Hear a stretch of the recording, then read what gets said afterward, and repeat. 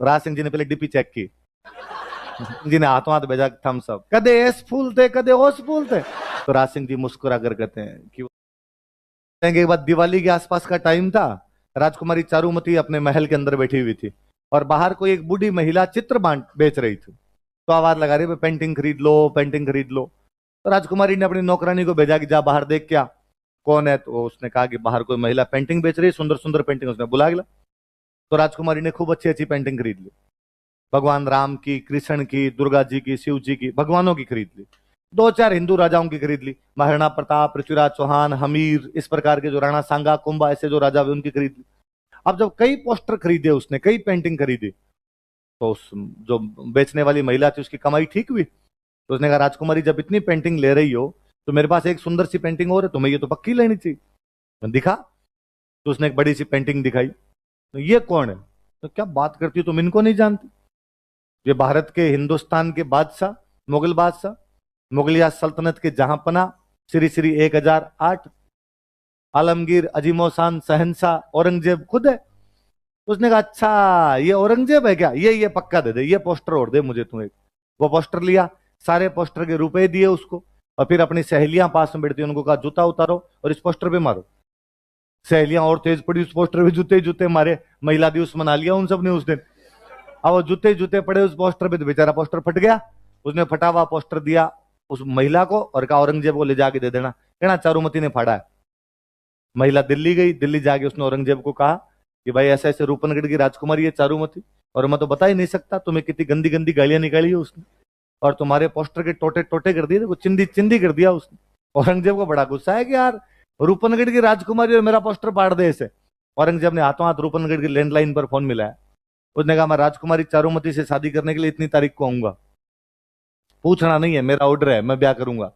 रूपनगढ़ वालों की क्या औकात की औरंगजेब को मना करो आप। रूपनगढ़ वालों ने कहा जिस दिन आओ उसे 2 दिन पहले मिस कॉल करना ताकि हम टेंट लगा के तैयार रखेंगे। ये बात राजकुमारी चारुमती को पता चली कि भाई मेरे घर वाले तो मेरी शादी किससे करने जा रहे हैं। तो उसके भाई थे मान सिंह, वो राजा थे। उसने अपने भाई को कहा भाई नहीं, तुम मेरी मर्जी के खिलाफ मेरे से बिना पूछे मेरी शादी औरंगजेब से कैसे कर सकते हो। तो भाई ने कहा तू हमसे बिना पूछे औरंगजेब का पोस्टर कैसे फाड़ सकती, तू जब बिना पूछे कर गई तो अब हमें करनी पड़ेगी क्या इलाज। तो उसने कहा नहीं, ये क्या तरीका, ऐसे नहीं कर सकते आप बिना पूछे मेरे से। तो उन्होंने कहा औरंगजेब हमला कर देगा और अपना राज्य इतना बड़ा नहीं कि औरंगजेब के हमले को रोक पाएंगे। तो उसने कहा नहीं, हो बड़ा छोटा क्या होता, लड़ो तुम जाके। तो उसके भाई ने वापस समझाया कि लड़ लेंगे, लड़ने का डर नहीं है, मर जाएंगे उसका भी कोई डर नहीं है, पर यदि औरंगजेब यहां हमला करने के लिए आएगा और हम तेरी शादी नहीं करेंगे उससे, तो औरंगजेब की सेना सामान्य जनता की लड़कियां उठा के ले जाएगी।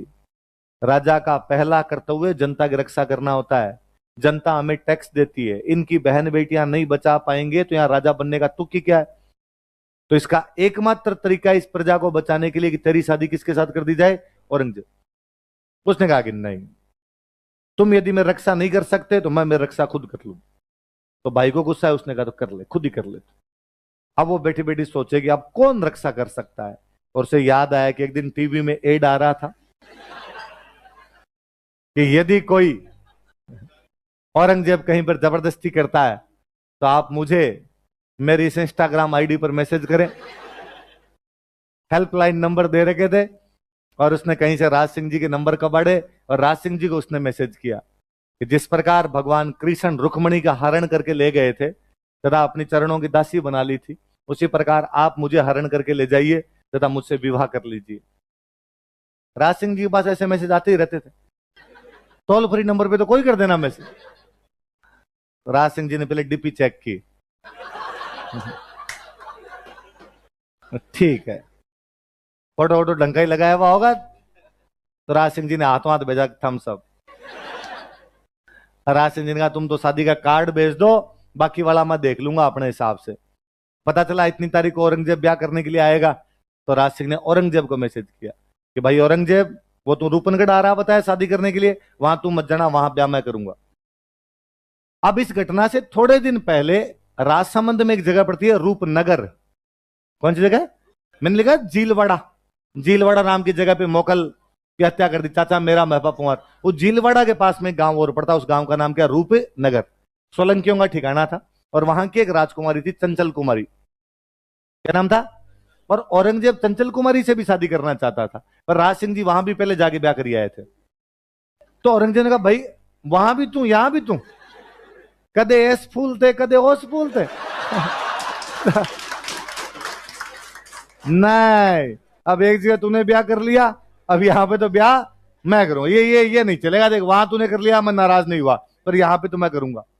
राज सिंह ने कहा रे मैंने डीपी देख ली, यहां मैं करूंगा, अब और कोई नहीं कर सकता।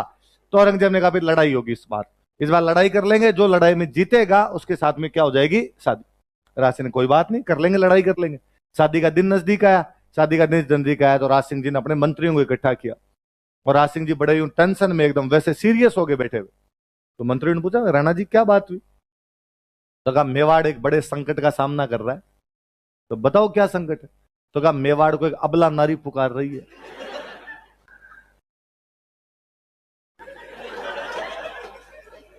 तुम सबलाओ। तो अबला नारी पुकार रही है। मंत्री बेचारे मन ही मन सोचे कि सर आजकल आपको हर दूसरी अबला नहीं लग रही? टोल फ्री नंबर पे जितने फोन आते हैं आप भेज देते हो हमें इधर उधर। मंत्री ने कहा कि साहब बताओ क्या समस्या है? तो कहा रूपनगढ़ की राजकुमारी है चारुमती, औरंगजेब जबरदस्ती शादी करना चाहता है, चारुमती ने मुझे मैसेज करके शादी के लिए बुलाया, तो मुझे शादी के लिए जाना है। तो उनका जाइए, तो फिर इसमें सोचना क्या है?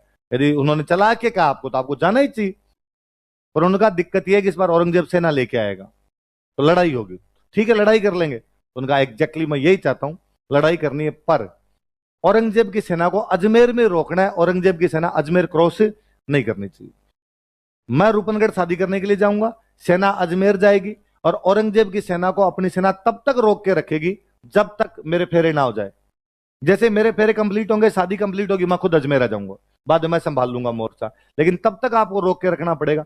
मंत्रियों ने कहा साहब निश्चिंत हो गए, ब्याह के लिए पधारिए आप, तो हम अजमेर में सेना रोक लेंगे, कोई दिक्कत ही नहीं आएगी वहां पर। अब सीधा सा है कि मेवाड़ की सेना जब भी जाएगी तो उसमें सबसे पहले लड़ने के लिए हरावल जाएगी, हरावल में सबसे पहले सलुम्बर वाले जाएंगे, और इन दिनों सलुम्बर के जो सामंत थे उनका नाम था रतन सिंह चुंडावत। क्या नाम था?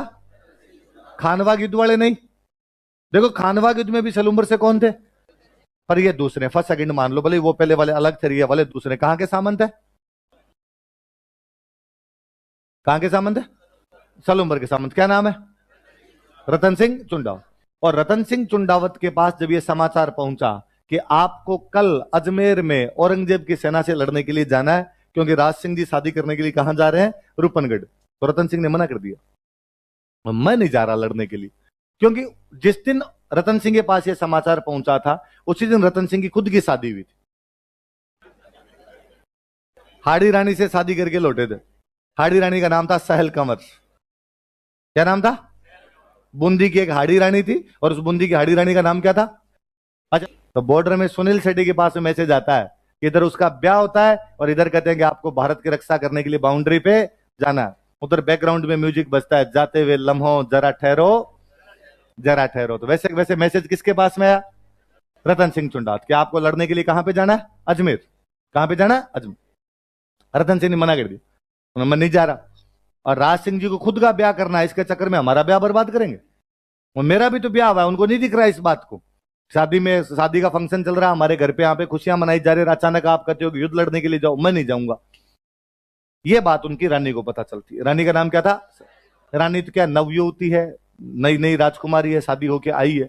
उसको जब इस बात का पता चला तो उसने अपने पति को समझाया कि देखो सलुम्बर वाले चुंडावतों को हरावल में रहने का अधिकार है, क्योंकि आपके पूर्वज चुंडा ने राज्य का त्याग कर दिया था। चुंडा जी ने कहा था कि मेवाड़ का अगला राजा मैं नहीं बनूंगा, हंसाबाई के बेटे को बनाया जाएगा, मोकल को राजा बनाया था, राज छोड़ दिया था पूरा, इसलिए कहा गया कि चुंडावत हमेशा मेवाड़ की हरावल में रहेंगे। यदि आप नहीं जाएंगे लड़ने के लिए तो हरावल का अधिकार छीन लिया जाएगा। आने वाली आपकी पीढ़ियां थू थू करेगी कि हमारा एक दादा परदादा बीच में बेलखना निकल गया था, और इसके चक्कर में हमसे क्या छीन लिया गया? हरावल का, और आपको लड़ने के लिए जाना चाहिए। रतन सिंह जी ने कहा मैंने खूब युद्ध लड़े इनके लिए, कब मना किए, पर आज इनको भी सोचना चाहिए था कि मेरी शादी हुई है, तो आज मुझे नहीं बेचते और कोई चला जाता। उसने वापस कहा कि ममता और कर्तव्य में से किसी एक चीज का चुनाव करना पड़े तो कर्तव्य बहुत बड़ी चीज होती है। उसने और कहा कि राष्ट्र की रक्षा के लिए सब कुछ कुर्बान किए जा सकते हैं, तो शादी की बात जब ज्यादा समझा तो रतन सिंह जी तैयार हुए कि ठीक है लड़ने के लिए जाएंगे। अगले दिन रतन सिंह जी जैसे ही बाहर निकले, घोड़े वोड़े तैयार किए, अपने वहां से लेके रवाना हुए, अपने महल के पास आए तो उन्होंने ऊपर की तरफ देखा। रानी ऊपर झरोखों में से देख रही थी अपने पति को जाते हुए। उनको फिर लगा, वो वहां खड़े हुए, अपने पास में एक सैनिक खड़ा था, उसको कहा कि ऊपर जा, और ऊपर जाके रानी को कहे कि मेरे लिए कोई निशानी भेज दे। क्या भेज दे? निशान। उन लोगों का कोई चूड़ी, कोई अंगूठी, कुछ ना कुछ भेज देगी तो युद्ध में थोड़ा टाइम पास हो जाएगा, चूड़ी देख देख के याद आएगी तो अपनी चूड़ी देख लेंगे। कहते हैं हनुमान जी जब माँ सीता से लंका में मिले थे अशोक वाटिका में, तो हनुमान जी ने माँ सीता कहा था कि माँ सीते, जब मैं भगवान श्री राम से पुनः जाकर मिलूंगा तो पूछेंगे कि सीता से मिल के आए तो क्या निशानी लाए, निशानी तो दो कोई। तो माँ सीता ने अपनी चूड़ियां भेजी थी। क्या भेज दी थी? चूड़ियां भेज। इस बार वो नौकर गया और नौकर ने जाके ऊपर हाड़ी रानी सहल कंवर को कहा कि नीचे रतन सिंह जी आपके पति खड़े हुए हैं और वो आपकी कोई ना कोई निशानी मंगा रहे हैं।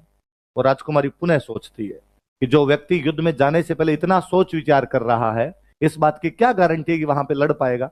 और यदि खुदा ना खास्ता वहां पर लड़ नहीं पाया और बीच में मेरे चक्कर में वापस आ गया, तो आने वाली पीढ़ियां इस बात के लिए मेरे पर तू करेगी कि एक राजकुमारी सुंदर थी, इस वजह से उसका पति युद्ध में भी भागे नहीं ले पाया था। और उसे लगा कि सुंदरता पे इस जीवन को धिक्कार है यदि राष्ट्र रक्षा के किसी भी विचार के अंदर बाधक बने।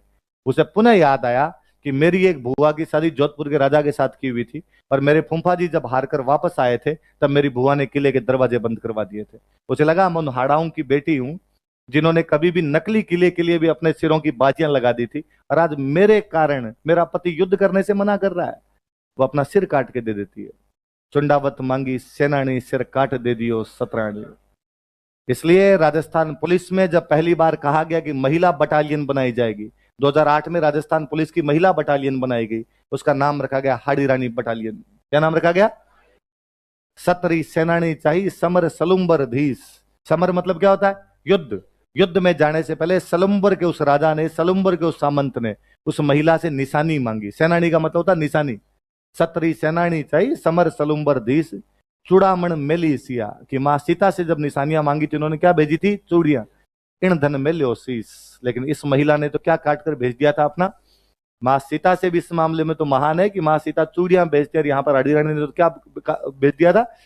फिर रतन सिंह के पास जब सिर गया, और तो रतन सिंह यूं वो हो जाता है, उसके होश फाख्ता हो जाते हैं और उसे लगता है कि यार मैंने काम तो बहुत गलत ही कर दिया। पर वो सिर को इतनी वो गर्दन लेके गया था उसका नौकर, उसके जो बाल थे, उस लड़की के, उस रानी के जो बाल थे, उसने आपने बांध लिए यहाँ पे, गले में लटका लेता वो उस गर्दन को।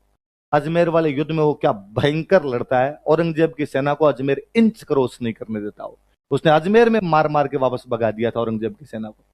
वो उस युद्ध में लड़ते हुए मारा जाता रतन सिंह। मैंने जहां कहीं कहानी पढ़ी थी तो ये कहानी यूं प्लॉट ये था कि राज सिंह जी चारुमती को कहानी सुनाते हैं। राज सिंह जी किसको सुनाते हैं?